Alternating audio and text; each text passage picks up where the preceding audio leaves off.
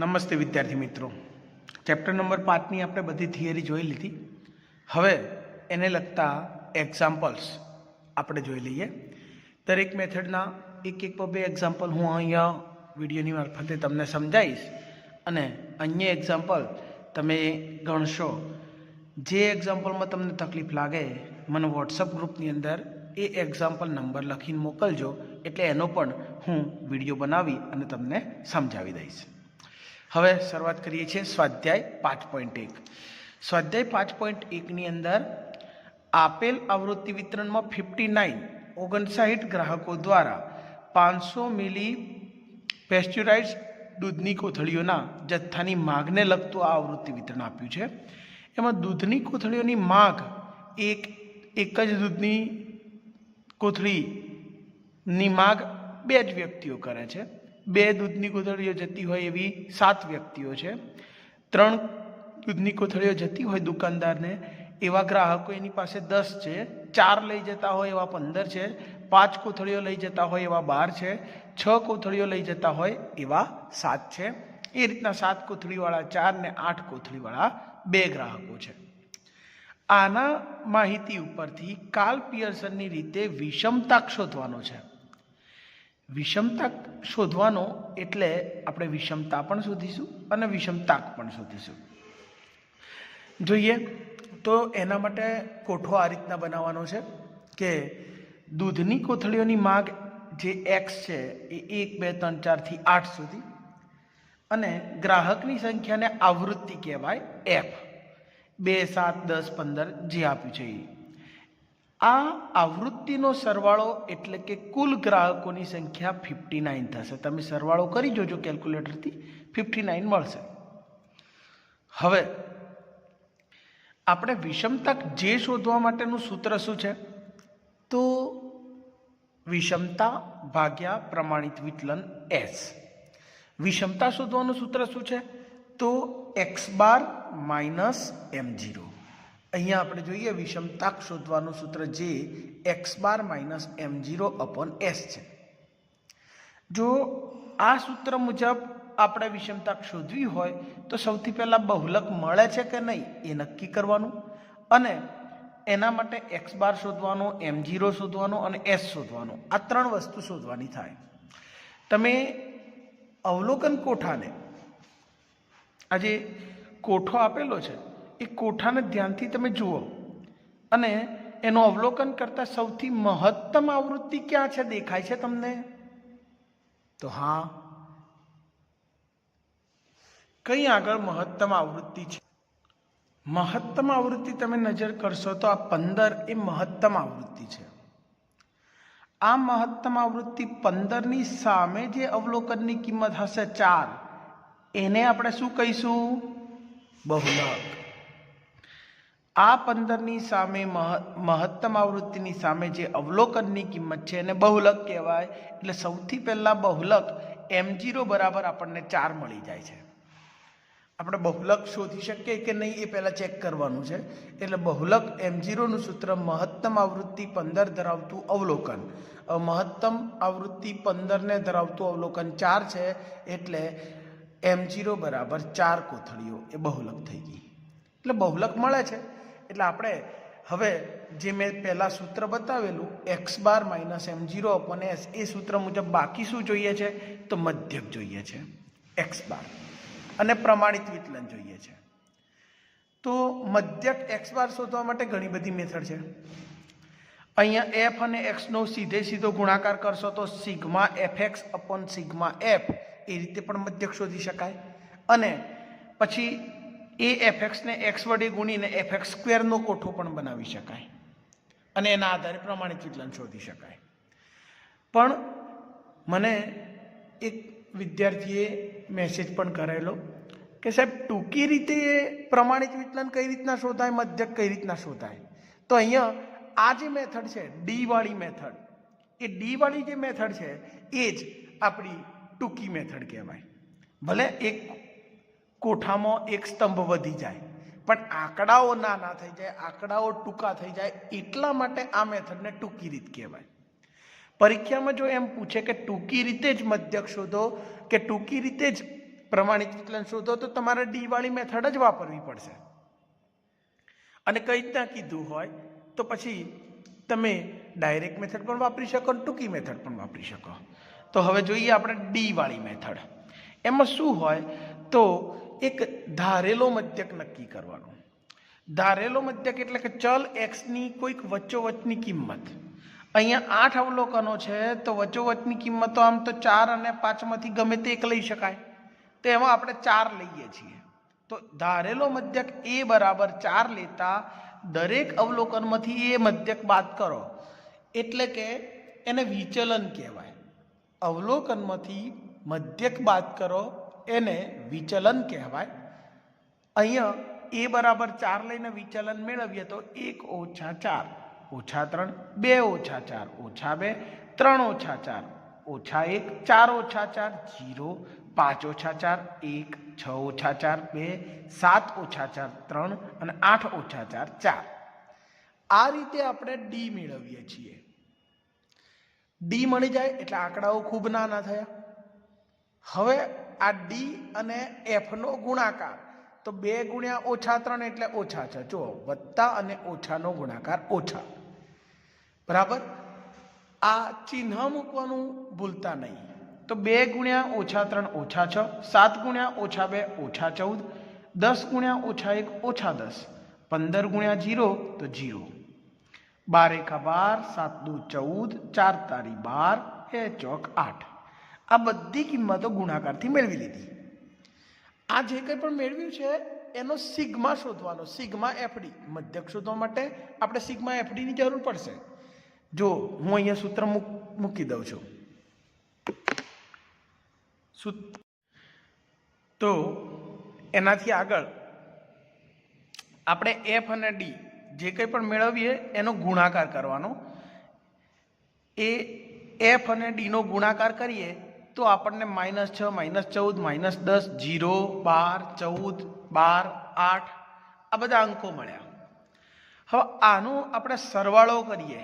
સરવાળો કરવામાં ધ્યાન રાખવાનું, છોકરાઓ સીધું કેલ્ક્યુલેટરથી -6 -14 -10 12 14 12 8 કરે પણ એમાં પ્લસ માઇનસની ભૂલ પડવાની શક્યતાઓ વધી જાય છે.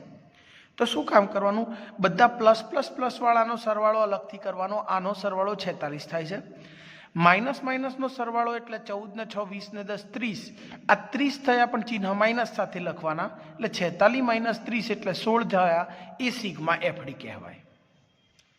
આ ખાસ ધ્યાન રાખજો. પ્લસ પ્લસ અલગ કરવાના, માઇનસ માઇનસ અલગ કરવાના, પછી આ સરવાળો બાદબાકી કરી અને પ્લસ આવતો હોય તો જવાબ પ્લસ, માઇનસ આવતો હોય તો માઇનસ લખવાનો. હવે આ જે એફડી છે એનો ગુણાકાર પાછો ડી સાથે કરો તો FD² થાય. આ કેમ શોધવું પડે છે આપણે? પ્રમાણિત વિચલન મેળવવા માટે. પ્રમાણિત વિચલનનું સૂત્ર શું છે? તો સિગ્મા એફ ગુણ્યા D² ભાગ્યા n. ઓછા મધ્યક માટે જે શોધતા હતા સિગ્મા એફડી અપોન n એનો વર્ગ, એટલે સિગ્મા એફડી અપોન n નો વર્ગ. ઓકે, તો એના માટે જે જરૂર છે f × D². એટલે અહીંયા એફડી હતા ને એની સાથે ડી ગુણો તો એફડી ગુણ્યા ડી એટલે FD² થઈ જાય. એફડી ગુણ્યા ડી એટલે FD². તો આ જે -6 હતા એને માઇનસ વડે ગુણ્યા એટલે પાછું પ્લસ થઈ ગયું. -14 ગુણ્યા માઇનસ એટલે પાછું પ્લસ થઈ ગયું. એટલે 6 તારી 18, 14 દુ 28, 10 10 0 12, 14 દુ 28, 12 તારી 36 અને 8 ચોક 32. આ બધી કિંમતોનો સરવાળો એટલે સિગ્મા FD², 164. એટલે આપણે દાખલો ગણવા માટે જેની જેની જરૂર હતી એ બધું મળી ગયું. એક તો n 59, સિગ્મા એફડી 16 અને સિગ્મા FD² 164. આ 3 કિંમત મળી જાય એટલે આપણે હવે સૂત્ર મૂકી શકીએ મધ્યકનું. હવે આપણે એની જ જરૂર છે તો એ તમારી સામે x બાર બરાબર a વત્તા સિગ્મા એફડી અપોન n. ધારેલો મધ્યક વત્તા સિગ્મા એફડી અપોન n. ધારેલો મધ્યક આપણે 4 ધારેલા, જે બાદબાકી માટે એ લીધેલો એ 4 હતો એટલે એ ધારેલો મધ્યક આપણે 4 મૂકી એટલે 4 વત્તા સિગ્મા એફડી કેટલા હતા? 16. તો 16 ભાગ્યા 59 એટલે 4 વત્તા 0.27 એટલે 4.27 કોથળીઓ. આ એનો મધ્યક થયો. બહુલક આપણે ઓલરેડી શોધી કાઢ્યો, મહત્તમ આવૃત્તિ ધરાવતું અવલોકન એટલે 4 કોથળીઓ. હવે પ્રમાણિત વિચલન ખાસ જોજો. આની ગણતરીમાં ચોકસાઈ રાખવાની, ડાયરેક્ટ ગણવાનો પ્રયત્ન નહીં કરવાનો, બધા જ આંકડા મૂકીને ત્યાં જ સાદુરૂપ આપવાનું. એટલે અંડરરૂટ આ જોઈએ, પ્રમાણિત વિચલન તમને બતાવું. S બરાબર under root sigma FD² upon n ઓછા સિગ્મા FD અપોન n આખાનો વર્ગ.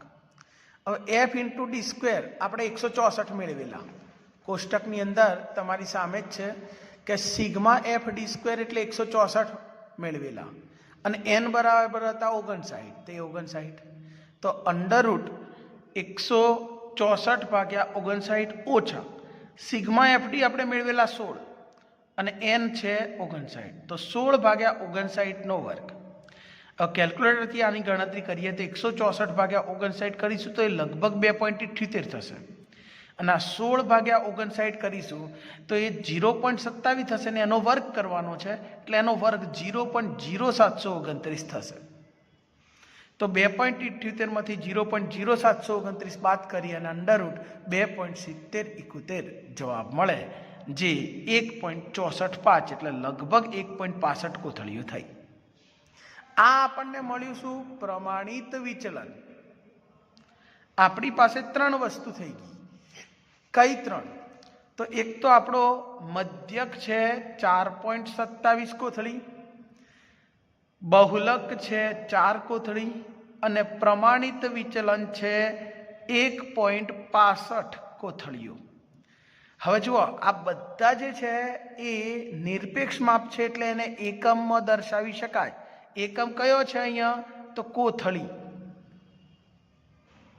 બરાબર, એકમ નહીં લખીએ પણ કોથળીઓ લખશું. આ કોથળીઓ લખીશું. આ એકમ દર્શાવવો જરૂરી છે. બરાબર, પરીક્ષાની અંદર જ્યારે નિરપેક્ષ માપ લખતા હોઈએ તો એનો એકમ લખવાનો. અહીંયા કોથળીઓ એનો એકમ છે. હવે કાર્લ પિયર્સનની રીતે વિષમતાકનું સૂત્ર શું છે?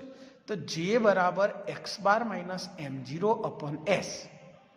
એટલે આ x બાર m0 s ની કિંમત અહીંયા આપેલી જ છે. મેં અહીંયા લખી, ખોટી લખી, અહીંયા લખેલી રેડી જ છે. તો એમાં મૂકી દો કિંમત. તો x બાર 4.27, બહુલક 4 અને છેદમાં જે 1.65 છે એ છે આપણું પ્રમાણિત વિચલન. બાદબાકી કરો તો 0.27 ભાગ્યા 1.65 ભાગાકાર 0.16 જવાબ આવ્યો. આ આપણો વિષમતાક. હવે વિષમતાકની કિંમત ધન છે એટલે આપણે કેવું આવૃત્તિ વિતરણ કેવું છે એમ કહી શકીએ? તો ધન વિષમ આવૃત્તિ વિતરણ છે તેમ કહી શકીએ. તો અગાઉ જે જોયો એમાં આપણે બહુલક સ્પષ્ટ રીતે વ્યાખ્યાયિત હતું. એટલે કાર્લ પિયર્સનની રીતમાં પહેલું સૂત્ર x bar minus m0 upon s વાળું સૂત્ર કામ લાગ્યું. હવે બીજા દાખલાની અંદર એનાથી થોડુંક અલગ છે. શું અલગ છે? તો બીજા દાખલાની અંદર તમે જે અવલોકનો લખ્યા 12 એટલે ટી શર્ટના ખભાની ઊંચાઈ અહીં આપેલી છે 12, 12.5, 13, 13.5, 14, 14.5, 15, 15.5 ને 16. આ જુદા જુદા ગ્રાહકના ટી શર્ટના ખભાની લંબાઈ ઇંચમાં આપેલી છે. હવે આટલી લંબાઈ ધરાવતા ગ્રાહકોની સંખ્યા જો જાણવી હોય તો જે કુલ 270 ગ્રાહકોનો સર્વે કર્યો અને એ 270 ગ્રાહકોમાંથી ખભાની જે લંબાઈ છે એ 12 ઇંચ હોય એવા 5 ગ્રાહકો છે. પેલા 20, 30, 47, 56, 36, 16 અને 3. આ રીતની આવૃત્તિ વિતરણ આપ્યું છે અને કાર્લ પિયર્સનની રીતે જ વિષમતાક શોધવો છે. તો તમારે ધ્યાનથી અવલોકનો તમે જુઓ, ગ્રાહકોની સંખ્યા ક્યાંય રિપીટ થાય છે. મહત્તમ આવૃત્તિ જુઓ તો મહત્તમ આવૃત્તિ 56 બે વખત આવી. હવે જો મહત્તમ આવૃત્તિ 1 કરતાં વધુ વખત આવે તો એનો બહુલક સીધો સ્પષ્ટ રીતે વ્યાખ્યાયિત નથી. જો 56 એ 2 વખત આવે છે એટલે બહુલક m0 વ્યાખ્યાયિત નથી. તો બહુલક મેળવવા માટે આપણે શું કરવું પડે? તો આસાદિત સૂત્રની જરૂર પડે, અને આસાદિત સૂત્રની મદદથી વિષમતાકનું સૂત્ર કયું છે? તો જે બરાબર 3 વખત x બાર માઇનસ m ભાગ્યા s. એટલે આ સૂત્રનો ઉપયોગ કરવા માટે આપણે મધ્યક જોઈશે, પછી બહુલકની જગ્યાએ હવે મધ્યસ્થ શોધવો પડશે અને ભાગ્યા પ્રમાણિત વિચલન. તો મધ્યક અને મધ્યસ્થ શોધીશું. આગલા દાખલામાં મધ્યસ્થ નહોતા શોધતા, સીધો બહુલકથી કામ થઈ જતું હતું, પણ આમાં થોડુંક કામ વધી ગયું, મધ્યસ્થ પણ શોધવો પડશે. તો મધ્યસ્થ જે શોધીએ છીએ એ મધ્યસ્થની અંદર શું કરીએ? તો બધું કોષ્ટક બનાવીએ પહેલાંની જેમ જ. પહેલાં તો અવલોકન x, ગ્રાહકની સંખ્યા, આવૃત્તિ f. હવે આ બધું લખીએ. એમાં આ ટોટલ અવલોકન 1 2 3 4 5 6 7 8 ને 9 છે, તો સેન્ટરમાં 14 દેખાય છે, એટલે આપણે ધારેલો મધ્યક a બરાબર 14 કહીશું. a બરાબર 14 બાદ કરો તો 12 ઓછા 14 તો ઓછા 2, પણ 12.5 ઓછા 14 કરીએ તો પછી એ તો -1.5 થાય. તો અહીંયા પોઈન્ટમાં જવાબ આવે એ સારું નહીં, ગણતરી થોડી અઘરી થાય. તો આ જે 1.5 ને પૂર્ણાંક બનાવવા માટે બધામાં જુઓ તો 0.5 આવે, કાં તો પૂર્ણાંક 1 આવે, પછી 0.5 આવે, કાં તો પૂર્ણાંક 1 આવે. સીધો 14 વડે બાદબાકી કરીએ તો પાછળ 0.5 દેખાય છે. એટલે આપણે જો એ બધા તફાવતને, એટલે કે x માઇનસ a ને 0.5 વડે ભાગી નાખીએ ને તો એ બધા પૂર્ણાંક થઈ જાય. બરાબર? એટલે જુઓ 12 ઓછા 14 તો ઓછા 2 હતા, પણ એને 0.5 વડે ભાગ્યા એટલે કે 2 વડે ગુણ્યા કહેવાય. એટલે ઓછા 2 ગુણ્યા 2 એટલે ઓછા 4 થયા. હવે 12.5 ઓછા 14 એટલે ઓછા 1.5, એને 0.5 વડે ભાગ્યા મતલબ કે 2 વડે ગુણીએ તો ઓછા 3 થાય. તો અહીંયા સરસ ગોઠવાઈ ગયું. 13 માટે ઓછા 2, 13.5 માટે ઓછા 1, 14 માટે 0, 14.5 માટે 1, 15 માટે 2. 15.5 ઓછા 14 કરો તો 1.5 થાય ને 1.5 ભાગ્યા 0.5 એટલે 1.5 ગુણ્યા 2 એટલે 3 થઈ ગયા, અને 16 ઓછા 14 2 દુ 4 એટલે 4 થઈ ગયા. તો આ મસ્ત આંકડા મળી ગયા. આનાથી ગણતરી કરવાનું સરળ થઈ જાય છે, એટલે આ મેથડને ટૂંકી રીત પણ કહેવાય છે. ઓકે, એના માટે એફડી અને એફડી સ્ક્વેર અગાઉ શોધતા હતા એમ જ શોધી કાઢવાનું. એ તો તમને હવે આવડે. 5 ચોક 20 ઓછા 20 20 તારી 60 ઓછા 60. આ એફડી શોધીને સિગ્મા એફડી કરવાનો 3. એ એફડીનો પાછો ડી સાથે ગુણાકાર અગાઉ દાખલો ગણાવ્યો એમ જ એફડી સ્ક્વેર ઓછા 20 ઓછા 4નો ગુણાકાર 80 ઓછા 60 ઓછા 3નો ગુણાકાર 180. એમ આ એફડી સ્ક્વેર પણ મળશે. સિગ્મા એફડી 3 થાય ને સિગ્મા એફડી સ્ક્વેર 823 થશે. એની મદદથી મધ્યક કઈ રીતના શોધવો અને પ્રમાણિત વિચલન કઈ રીતના શોધવું એ અગાઉના દાખલામાં મેં તમને સમજાવ્યું છે. આ દાખલામાં કંઈક અલગ શું છે તો મધ્યસ્થ, અને મધ્યસ્થ શોધવા માટે આપણે સંચયી આવૃત્તિ CF શોધવાની. આના ઉપર ખાસ ફોકસ કરજો. આને જો પાછલા ચેપ્ટરમાં તમને મધ્યસ્થ શોધતા ના આવડતું હોય, મધ્યક અને પ્રમાણિત વિચલન શોધતા ન આવડતું હોય ત્રીજા ચેપ્ટરની અંદર, ચોથા ચેપ્ટરની અંદર, તો અહીંયા તમારું એનું પુનરાવર્તન પણ થાય છે.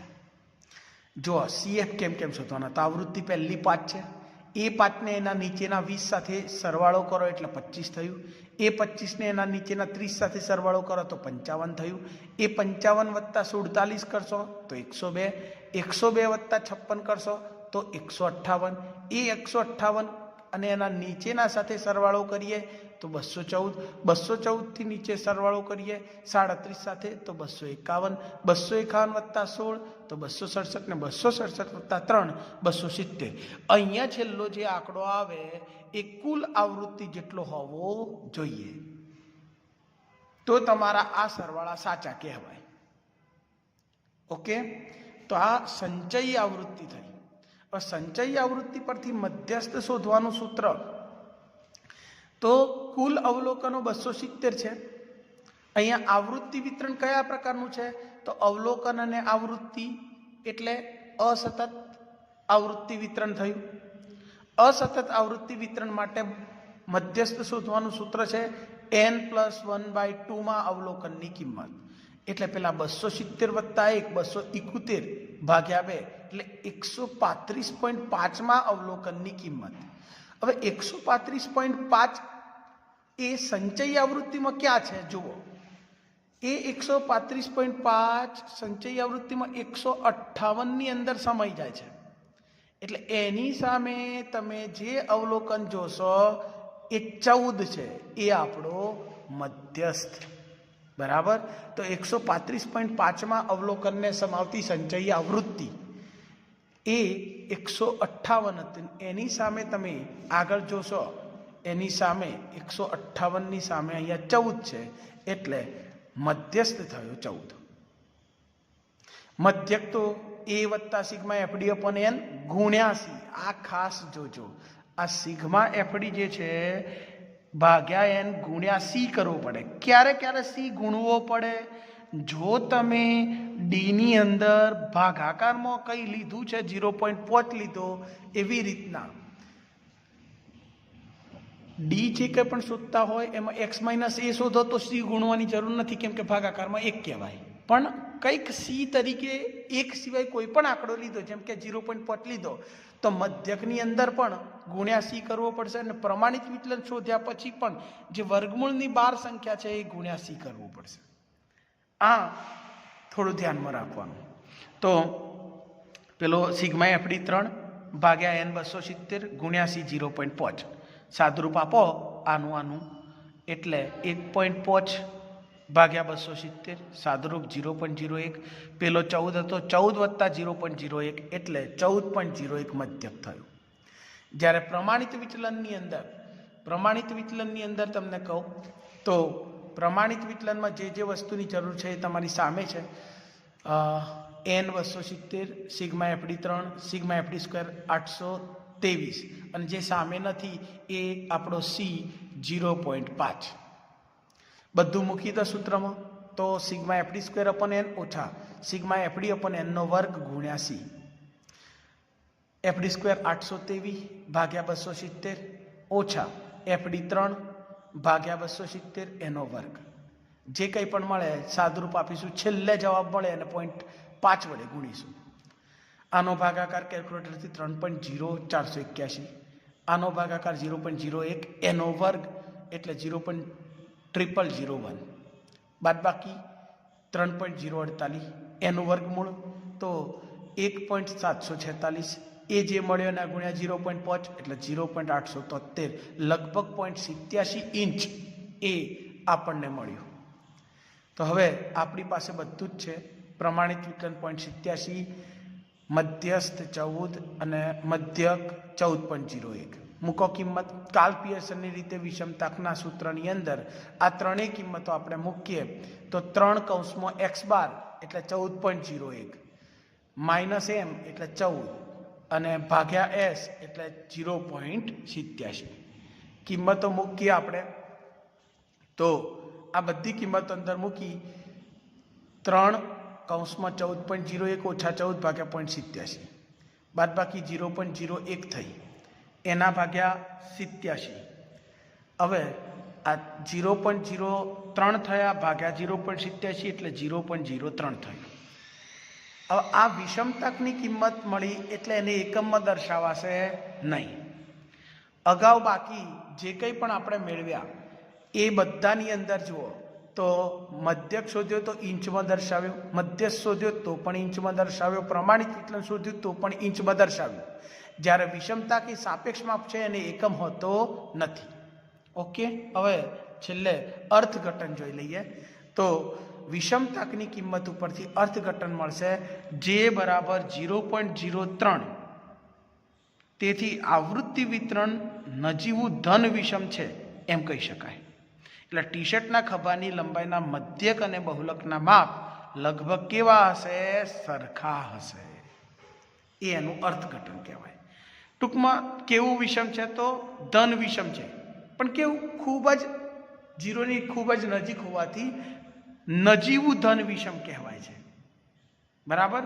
અને એનો અર્થ એવો કે વધારે ફેરફાર નથી, એટલે મધ્યક અને બહુલકના માપ એ લગભગ સરખા છે. ઓકે, તો આજે આપણે જુદી જુદી બે રીતે વિષમતાક શોધવાની વાત કરી. બંનેમાં કાર્લ પિયર્સનની રીત હતી, પણ એકની અંદર બહુલક વ્યાખ્યાયિત હતો અને બીજીની અંદર બહુલક વ્યાખ્યાયિત નહોતો. તો આ મેથડના આગળ જે 5.1માં એક્ઝામ્પલ આવશે એ તમારે જાતે પ્રયત્ન કરીને ગણવાના છે. બાઉલીની રીત આપણે નેક્સ્ટ વિડીયોમાં જોઈશું. Thank you.